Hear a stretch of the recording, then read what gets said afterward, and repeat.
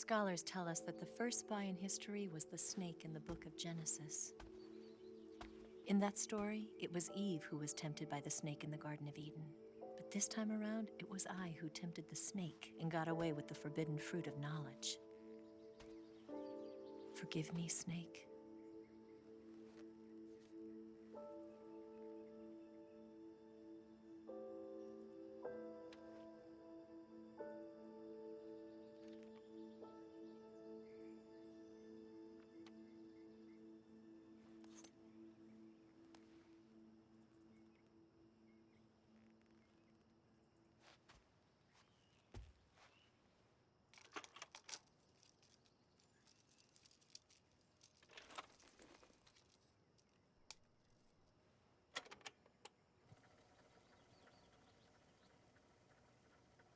Good morning, Snake. I hope you slept well. First of all, I have to apologize. I wasn't sent by Khrushchev. I'm not a KGB spy, and I never worked for the NSA. I'm an agent of the People's Republic of China for the General HQ 2nd Department of the People's Liberation Army. It was all a lie. I tricked you. And I'm sorry.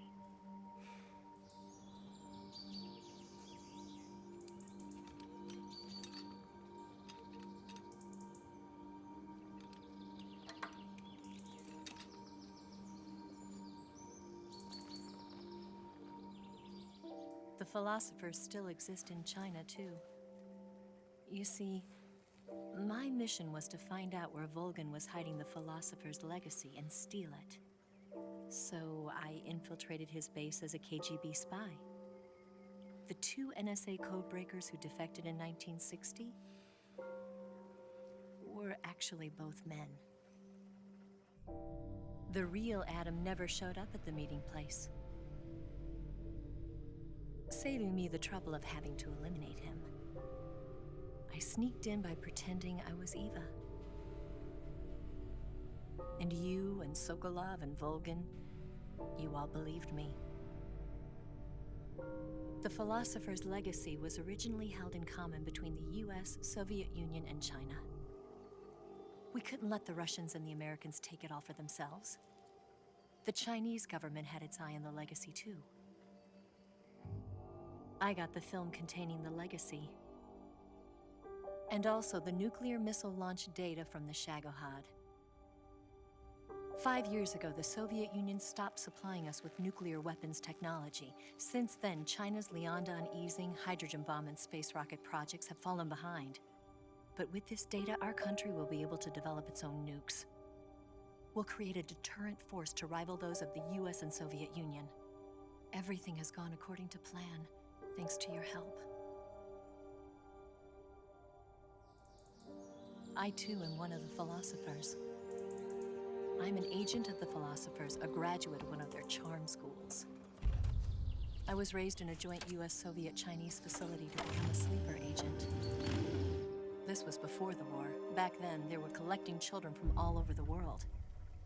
As a result, I'm indistinguishable from a native-born American. So it didn't surprise me when you and Volgin couldn't tell the difference.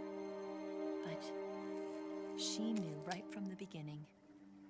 She knew because before the war, she was at one of the philosopher's schools too, as an instructor. The boss was the only one I couldn't fool. She was the only one who knew I was a fake.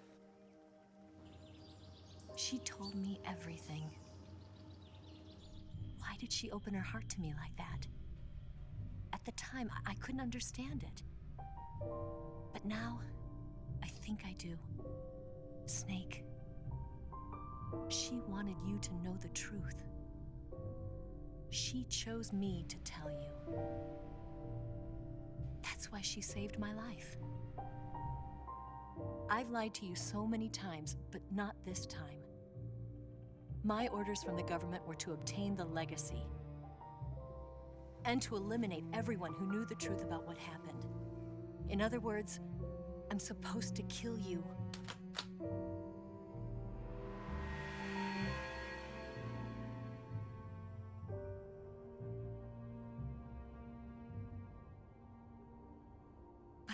do it.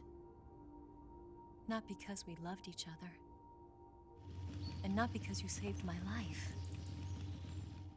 but because I made a promise to the boss, and I intend to keep it. I just wanted you to know. And you have to live.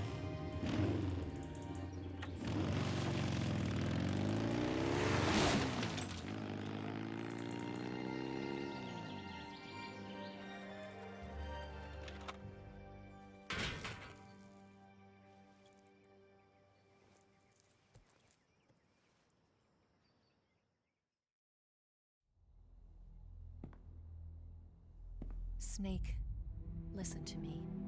She didn't betray the United States. No, far from it. She was a hero who died for her country. She carried out her mission knowing full well what was going to happen. Self-sacrifice. Because that was her duty.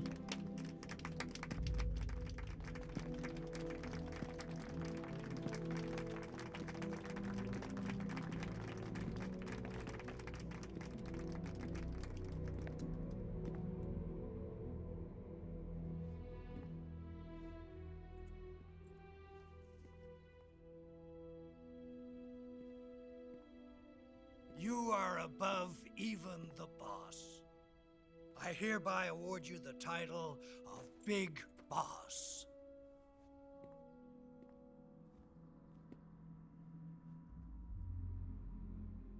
You are a true patriot.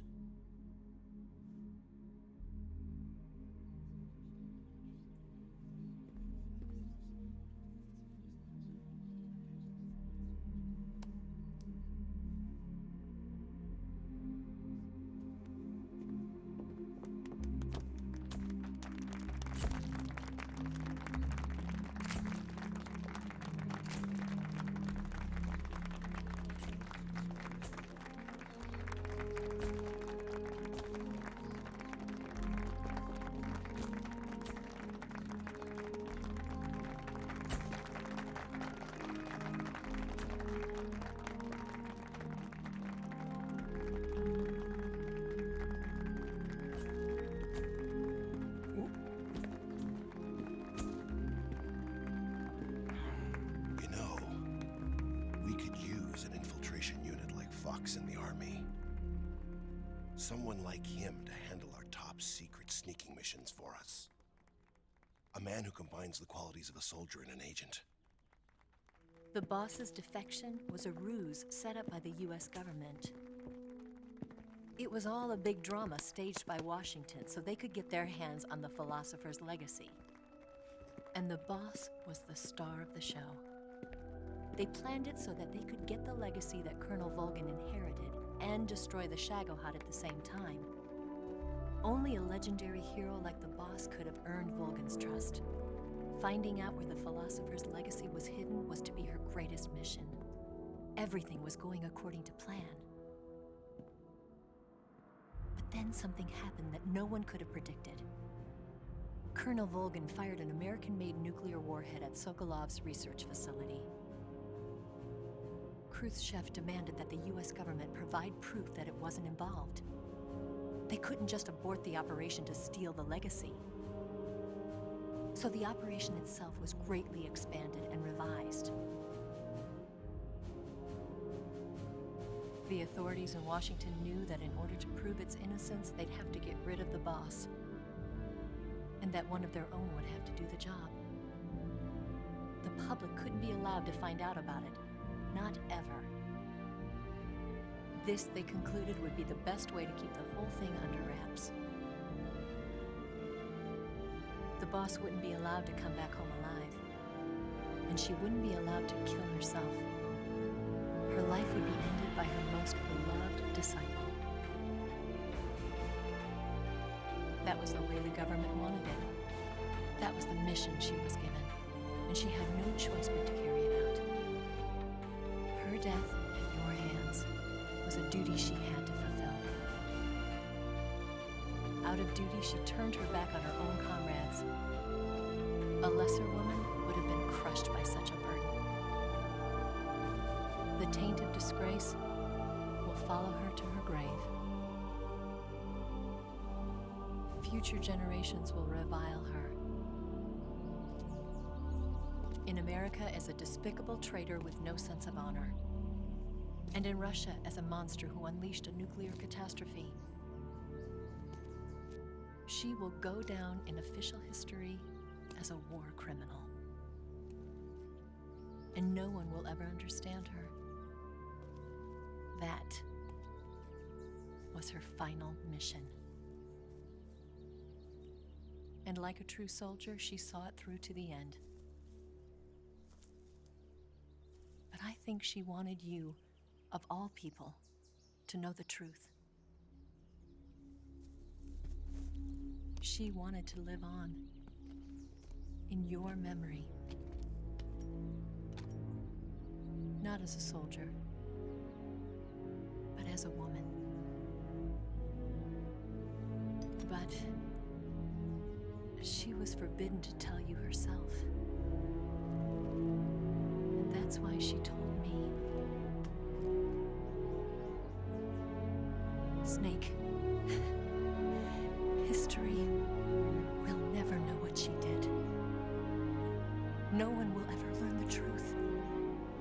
Her story, her debriefing, will endure only in your heart.